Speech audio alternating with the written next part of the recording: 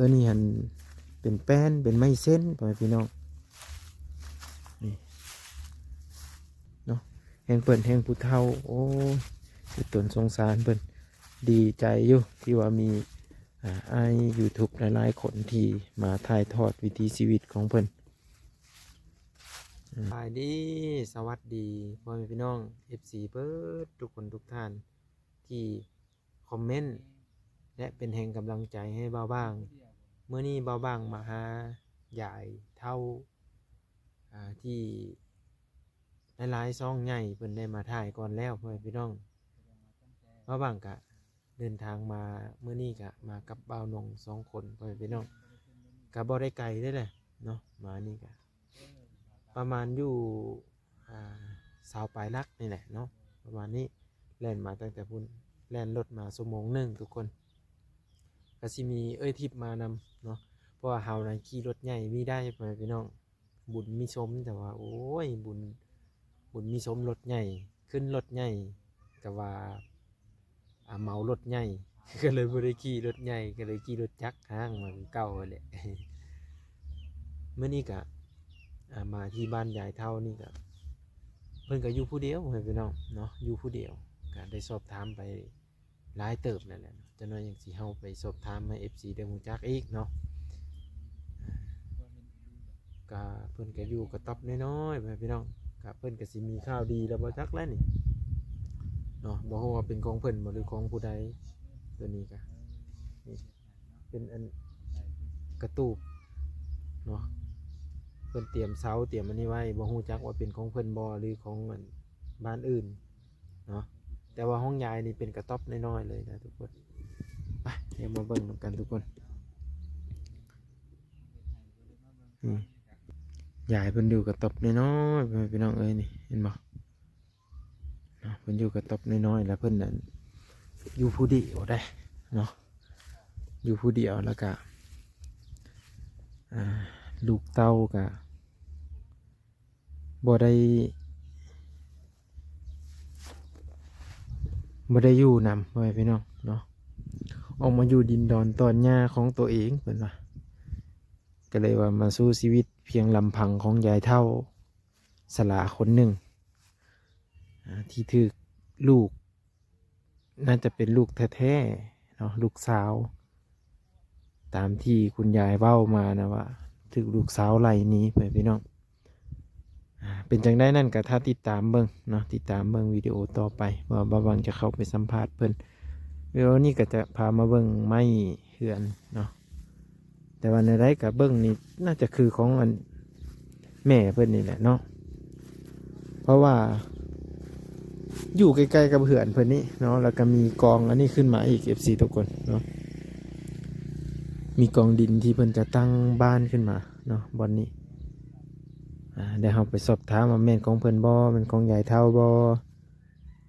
ตัวนี้จะเป็นเสาเนาะเสาเพิ่นก็เฮ็ดคักอยู่ให้พี่น้องเอ้ยเนาะมีแต่เสาได้แบบเสาใหญ่ๆเนาะไม่เส้นไม้อันนี้ก็มีเมดเนาะแต่บ่ฮู้จักว่ามีเจ้าภาพหรือว่ามีผู้หลักผู้ใหญ่ทางใดเข้ามาช่วยเพิ่นแน่นะตัวนี้หันเป็นแป้นเป็นไม้เส้นพ่อแม่พี่น้องนี่ไม้เส้น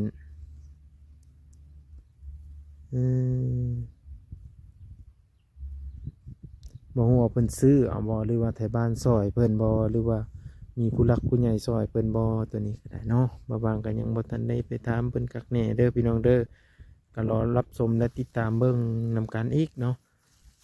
เพราะว่าผู้เฒ่านี่อยู่ผู้เดียวนี่ก็ลำบากอยู่นะเบิ่งก็ได้แต่ขนาดเฮาผู้เป็นวัยนุ่มนี่ก็ยังลำบากก็ว่าได้เพิ่นพี่น้องลำบากย้อนว่าอยากได้อันนั้นอันนี้ก็ต้องเฮ็ดต้องหานะแต่ว่าแหงบางทีมันก็เมื่อยคือกันผู้หนุ่มกันเนาะแหงเปิ่นแหงผู้เฒ่าโอ้ยตนสงสารเปิ่นดีใจอยู่ที่ว่ามี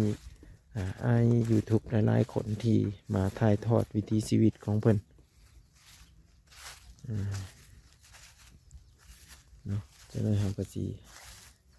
เราไปหาเปิ่นคือกันไปพี่น้องเอ้ยหมู่บ้านนี่มันก็บ่ได้ใหญ่ดอกเนาะ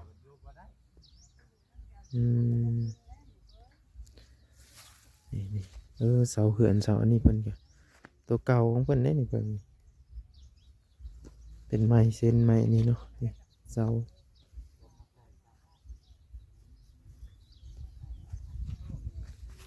นี่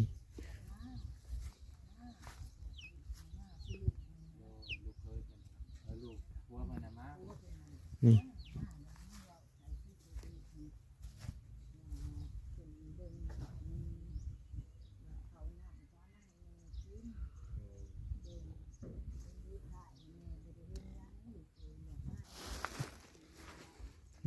เดี๋ยวก็อยู่แบบนี้ไปน้องนี่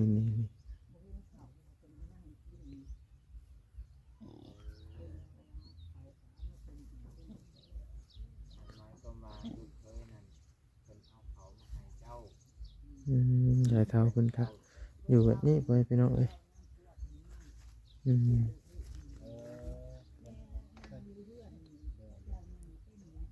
เสาไม้เสาอันนี้เพิ่นเนาะนี่เนาะเออหมู่บ้านนี่ก็ส่งแคมถางไหมพ่อพี่น้องแคมถางใหญ่เนาะเข้าไปทางข้างในจะเป็นค่ายทหารเพิ่นจะเฮ็ดเป็นเดินยนต์เนาะทางข้างไหนเพิ่นเด้อพ่อพี่น้องเด้อ